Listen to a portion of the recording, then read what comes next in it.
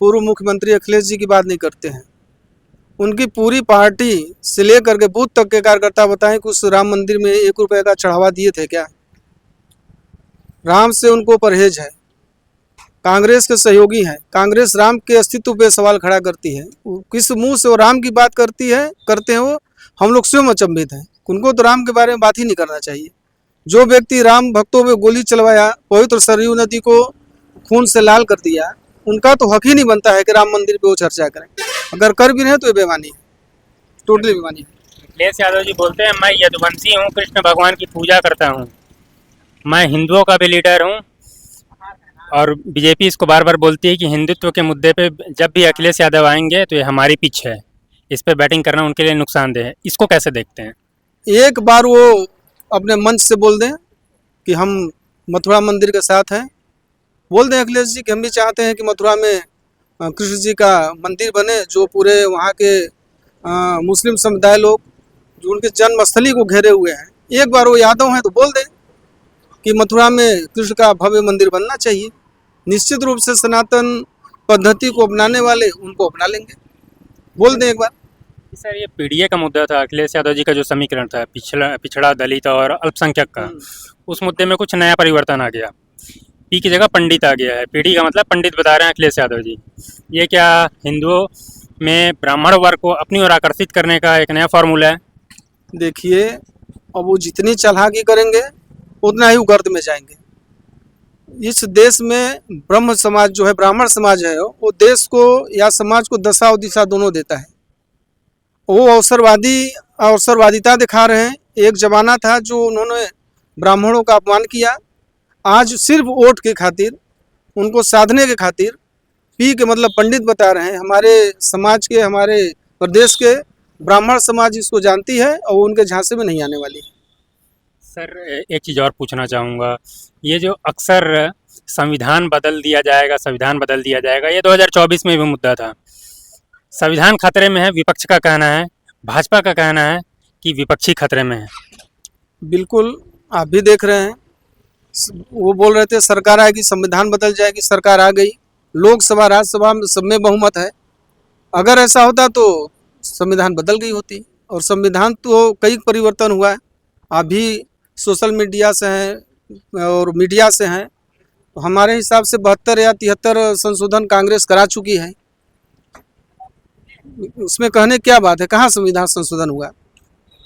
उनको तो मत चाहिए था, सत्ता चाहिए था, हमारे देश की भोले भाली जनता को भरमाए। सर, ये ओवैसी जी के आने से ये फैक्टर समाजवादी को किस तरीके से डेंट करता हुआ लग रहा है आपको? टूट रहे हैं, अखिलेश यादव कमज़ोर हो रहे हैं। बीच में ओवैसी जी ने एक स्टेटमेंट भी दिया, मुसलमान को साथ लेने की बात करते हैं लेकिन मुसलमान आज तक समाजवादी पार्टी में केवल दरी बिछाता है।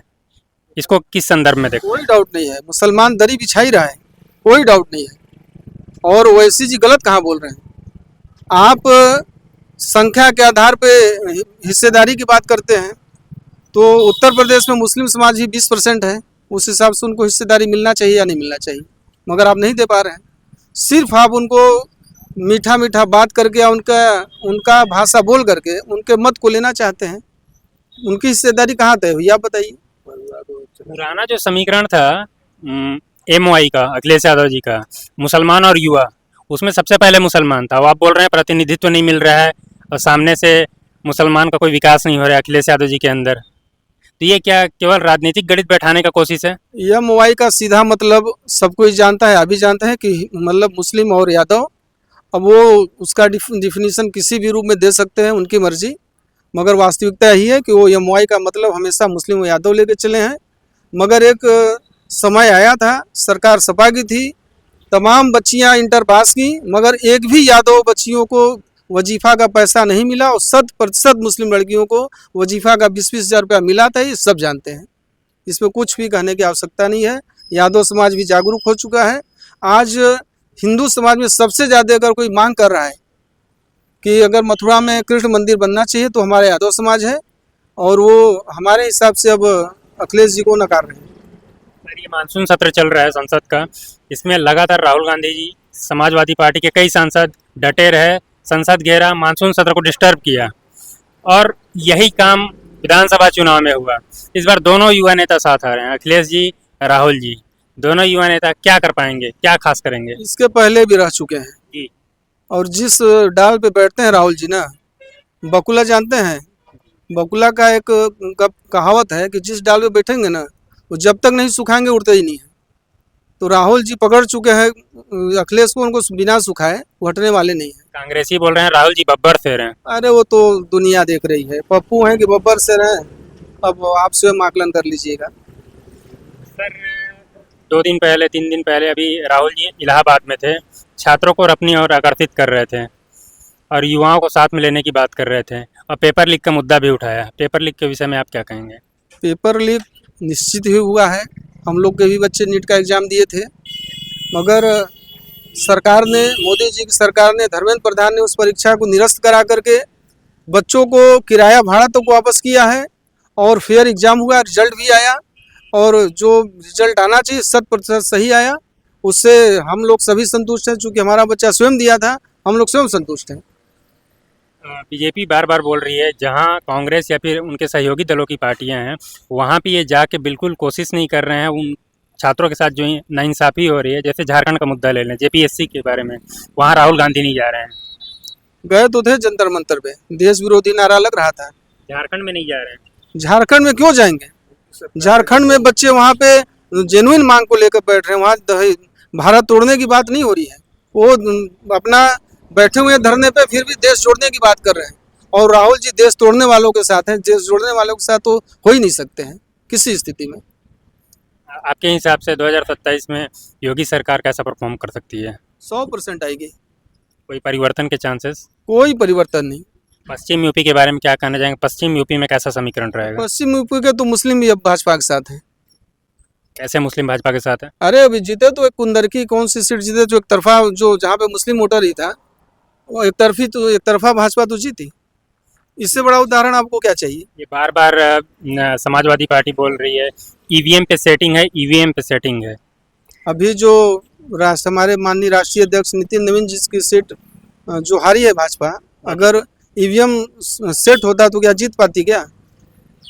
इस पे भी कहना है कि कोई 1-2 सीट दूसरे के छोड़ देती है जहाँ पे भाजपा हारती है, बाकी पूरे राज्य में चुनाव सेट करती है। आप ये बताइए, बंगाल कितना बार भाजपा हारी?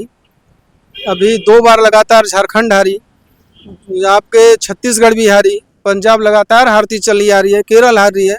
अगर ईवीएम सेटिंग करने के लिए वहाँ के वैज्ञानिक के पास बुद्धि नहीं है क्या? वहाँ के भी ईवीएम को हैक कर सकते थे।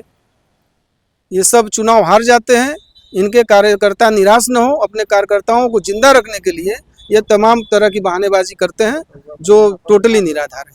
सर राहुल गांधी जी की उत्तर प्रदेश में फिर से एंट्री हो रही है, इस बार नए फॉर्मेट में।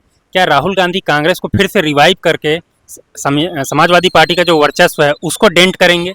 जब तक राहुल गांधी रहेंगे भाजपा की सरकार बनती रहेगी। हम लोग आश्वस्त हैं, आप भी आश्वस्त हो जाइए, और ये सभी लोग जानते हैं।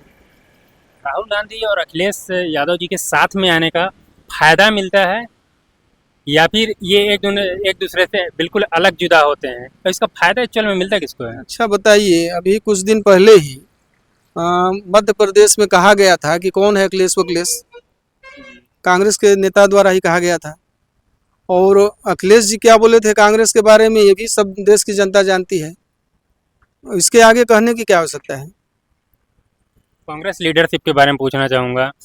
इतने बड़े लीडर कांग्रेस के बहुत पुराने समय से कांग्रेस को लीड करते आए हैं और 82 वर्ष के हो चुके हैं लगभग कांग्रेस के जो राष्ट्रीय अध्यक्ष जी हैं। बार बार इन पे इल्ज़ाम लगाया जाता है ये वास्तव में अध्यक्ष नहीं है, सारा कुछ जो है राहुल गांधी के भरोसे है। राहुल गांधी कैसा लीड कर रहे हैं कांग्रेस को? वो खड़गे जी निस्संदेह श्रेष्ठ नेता हैं, मगर वो गलत पार्टी में चले गए हैं। उनको रिमोट से ही चलना है, जितना रिमोट का बटन दबेगा उतना ही बोलते हैं, उससे ज़्यादा बोलेंगे उनको तत्काल हटा दिया जाएगा। ये चीज़ उनको भी पता है। एक तरफ परिवारवाद की राजनीति का इल्ज़ाम, दूसरी तरफ केवल हिंदुत्व की राजनीति और स्वर्णों की राजनीति का इल्ज़ाम, कैसे देखते हैं? एक तरफ परिवारवाद, दूसरे तरफ राष्ट्रवाद। जो गलत भाषा बोलते हैं वो अपने बारे में विचार करें। भाजपा टोटली राष्ट्रवादी पार्टी है। इसका सीधा एक उदाहरण है, हमारी भारतीय जनता पार्टी का नाम क्या है? भारतीय जनता पार्टी, पहले देश फिर जनता तब पार्टी। अब इसके आगे क्या कहने की आवश्यकता है?